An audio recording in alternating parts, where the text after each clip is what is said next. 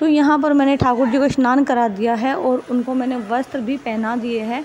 ठाकुर जी का हल्का फुल्का हम श्रृंगार करेंगे क्योंकि गर्मी बहुत है और दिल्ली में तो कुछ ज़्यादा ही गर्मी है।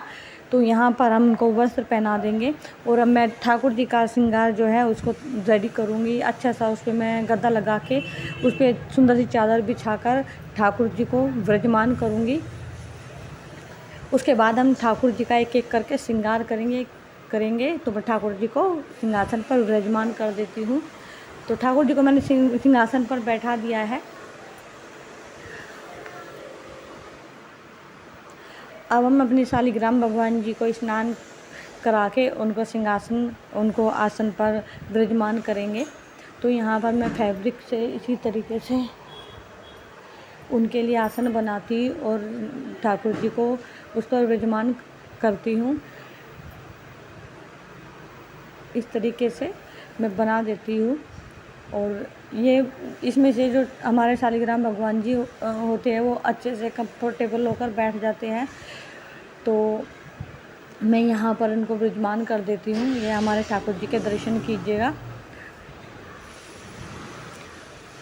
तो चलिए अब मैं लाडली जी को और कान्हा जी को भी स्नान कराकर उनके दर्शन कराती हूँ आपको। तो यहाँ पर मैंने दोनों को स्नान करा दिया है और अपनी श्री जी को मैंने धोती और कुर्ता पहनाया है क्योंकि आज उनकी यही इच्छा थी धोती और कुर्ता पहनने की, क्योंकि ब्लू कलर इनका फेवरेट है। और यहाँ पर मैंने ठाकुर जी को भी नेपी टाइप की ड्रेस पहना दी है और उस पर हम एक फ्लावर वाली जो ड्रेस है वो मैंने खुद अपने आप बनाई है उसको हम पहनाएंगे।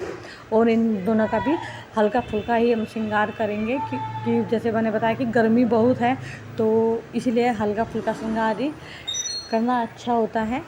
तो यहाँ पर मैं ड्रेस है ठाकुर जी को पहना देती हूँ और उनको भी मैं सिंहासन पर मैं विराजमान करूँगी।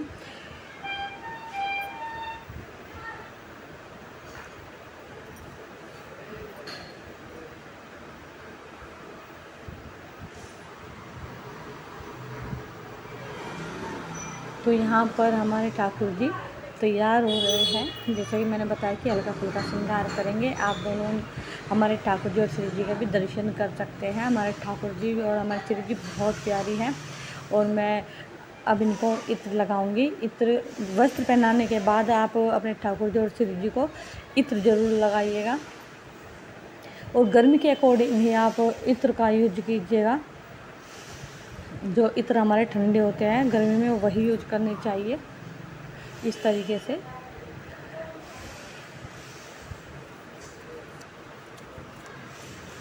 यहाँ पर मैं ऐसे वस्त्रों पर इनके इत्र लगा दूंगी और ताकि हमारे ठाकुर जी और श्री जी पूरा दिन महकते रहे।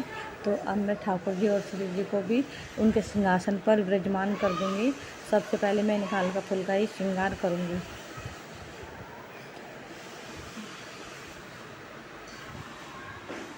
श्री जी भी देख रही है कि व्लॉग बनाया जा रहा है। श्री जी बहुत खुश है और हमारे ठाकुर जी तो ऑलवेज खुश रहते ही है।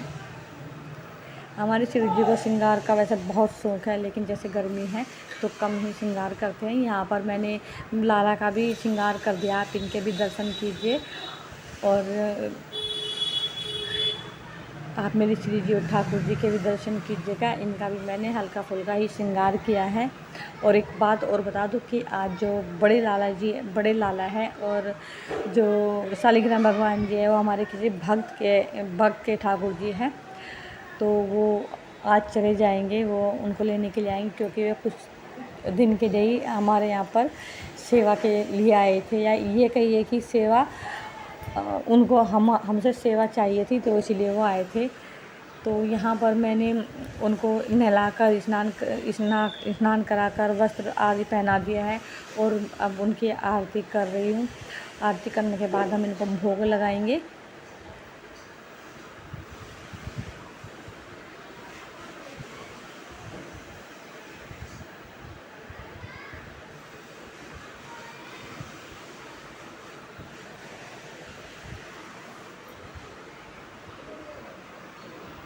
तो यहाँ पर हमने आरती कर दिया है और अब हम इनको भोग लगाएंगे।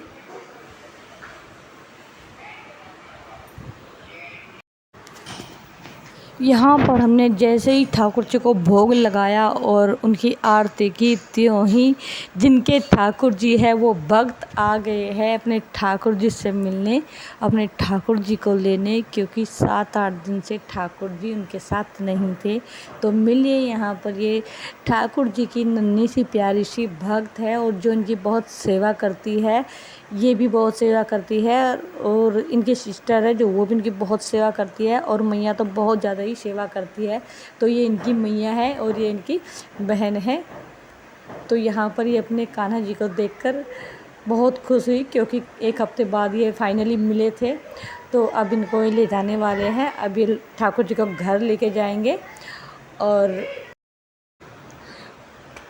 ये भक्त हमारे शिव जी को भी बहुत प्रेम करते हैं और हमारे ठाकुर जी को भी बहुत प्रेम करते हैं और अक्सर इनसे मिलने के लिए आते रहते हैं।